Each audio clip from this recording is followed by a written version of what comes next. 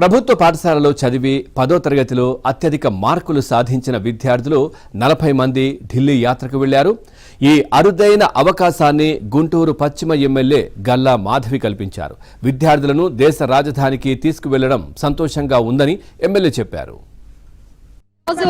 మే 20వ తారీఖు మన ప్రభుత్వ పాఠశాలల విద్యార్థులు ఎంతో అత్యుత్తమమైన మెరిట్ ని సాధించిన విద్యార్థులందరినీ కూడా ఈరోజు విహారయాత్రకు తీసుకెళ్తూ ఉన్నాము. విహారయాత్రకి కూడా అందులో మన దేశ రాజధాని అయిన ఢిల్లీకి తీసుకువెళ్తూ ఉన్నాము. అది కూడా బై ఎయిర్ తీసుకెళ్తూ ఉన్నాము. ప్రతి ఒక్కరికి ఒక అద్భుతమైన అనుభూతిని ఇచ్చే ప్రయత్నం, అదేవిధంగా మన భావితర భవిష్యత్తు, మన భారతదేశాన్ని రూపకల్పన చేయబోతున్న మన యువతని ఒక స్ఫూర్తిదాయకమైన ప్లేసెస్ కి తీసుకెళ్లాలి అనే ఒక ఆలోచనతో ఈరోజు దేశ రాజధాని ఢిల్లీకి తీసుకెళ్తున్నాము.